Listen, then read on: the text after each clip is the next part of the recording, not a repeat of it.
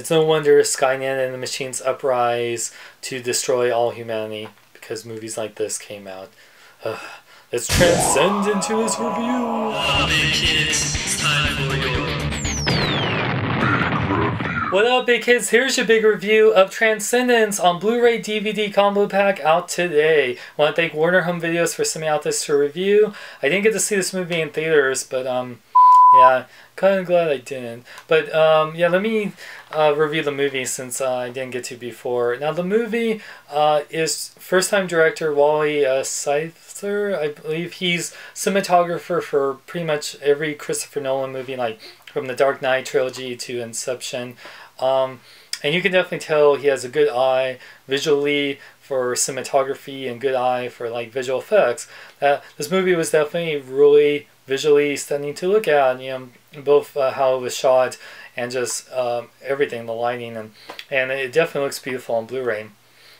This plot is about Johnny Depp, who plays a scientist, Will Castor, who pretty much says that he can create artificial intelligence, which he does create one, but it needs to be linked to human mind so that way he can be transcendent. Will gets shot by the terrorist group called Riff, led by Kate Mara, who's the leader of the group. They're against technology because they don't want technology to, you know, become self-aware and figure it's going to be like Skynet and everything. So they're very extreme. They like will kill anyone, scientists or whatever group that will bring it to life. Paul Bentley's in this. He plays Max, who's helps out with the project, but also Rebecca Hall plays Evelyn, Will's wife in the movie, and of course Morgan Freeman playing Joseph Tiger, and you got Cillian Murphy as Agent Buchanan. Great cast, an amazing cast, and they're kind of wasted. Not saying that like Johnny Depp or any cast are bad, but the writing, and this is written by first-time writer. This wasn't written by Wally Seitzer, Jack Palgan, and hasn't written like.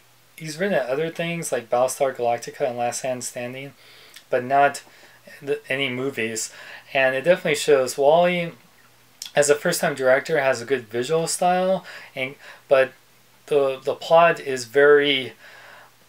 I can't really say much about spoiling it, but it just really, yeah, they're really trying to bring like this whole, you know, what if, you know, after, you know, creating this artificial intelligence, you can, you know, transcend, and like, is technology hurting us or helping us, or Will, when he's brought back to transcend into this AI Will, which he's kind of like Max Headroom, you know, from the 80s, or Back to the Future, and then yeah, he's just very like this very, you know, it's kind of like Jarvis if he had a face, which is funny because Jarvis is in this movie as well as another Iron Man 3 actor.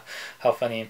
But anyway, this movie, I feel like if Christopher Nolan and Jonathan Nolan had a hand in this movie, it'd be a lot better. This seems like it's kind of like the poor man's Christopher Nolan, which is, you know, sad to say, this cost like over $100 million to make or whatever, so that's kind of weird, but the visual effects on it look cool, and especially on Blu-ray, but the plot, there's a lot of gaping plot holes to this movie, and it's one of those movies that wants to make you think, but then you just think about, what the hell did I just watch that I could have been better?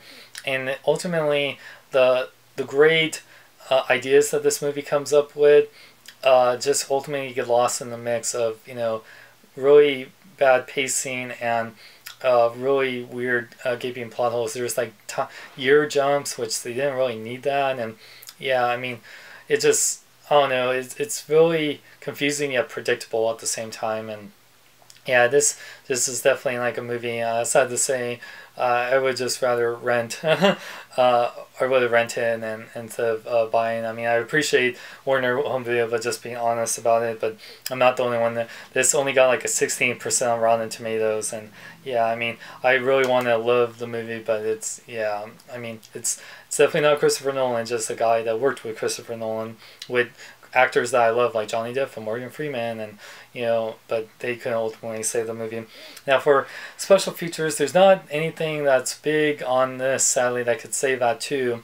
There's no deleted scenes, no commentary, which I always think commentary and deleted scenes should be. There's no outtakes, which a movie like this, granted, you want to have that many, like, not known for outtakes, but there's only a few features on there, and sadly they're very lackluster, very lackluster.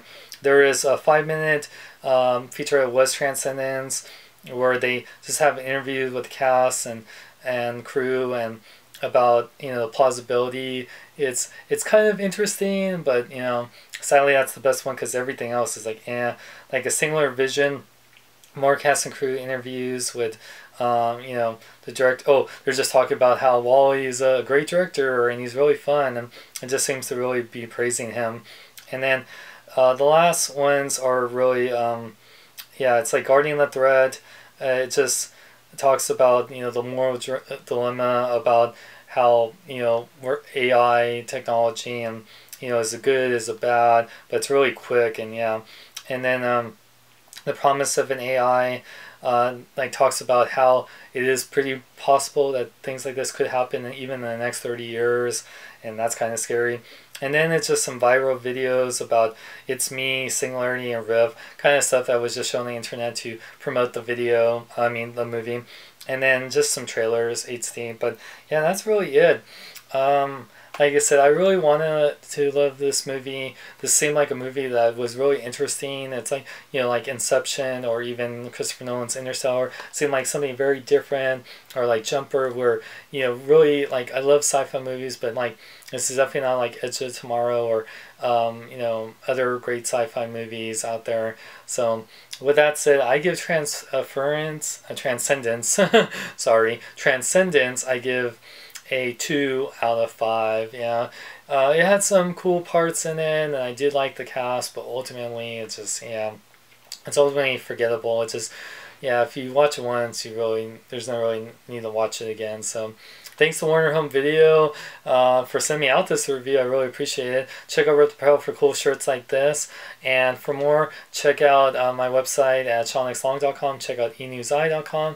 And remember, like me on Facebook, follow me on Twitter and Instagram. I'm Sean Long. Remember, live long and love life.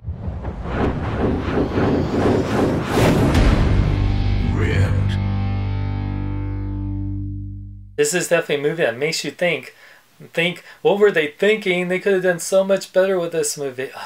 Poor Johnny Depp. First Dark Shadows, The Lone Ranger, now this. Maybe it's about time to ride onto Black Pearl and get drunk on rum again, Johnny. What up, big kids? I'm an action figure. Guess what? I'm Batman. I am Iron Man. Face it, I'm a man of action. Figure, let's review me.